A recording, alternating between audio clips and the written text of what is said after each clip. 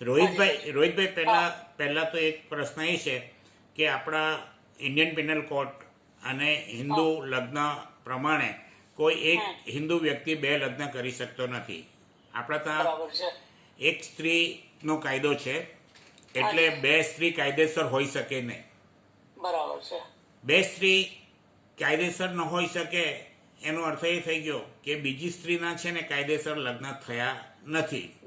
તો એ વસ્તુ આપણે પહેલા લીધી છે કે આવા સંજોગોમાં પહેલી પત્નીની બે દીકરી અને બીજી પત્નીના બે દીકરા એ ચારેનો સમાન હક લાગે, અને પહેલી પત્ની જે કાયદેસરની હોય તેનો હક એટલે 5 હિસ્સા પડે, પણ જે ગેરકાયદેસર રહેતી હોય, જે કાયદેસર લગ્ન ન સ્વીકૃત ન હોય કાયદા પ્રમાણે, તો એનો હક લાગે નહીં, એટલે 5 હિસ્સા લાગવું પડે.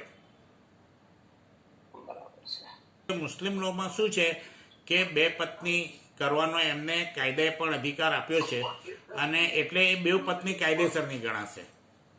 પરંતુ એમાં પણ શું છે, એમાં શું છે, એમાં કેવી રીતે થાય છે તે કે પત્નીનો જે ભાગ મળે તે સિંગલ મળે, એમાં બે પત્નીઓ વહેંચી લેવાના.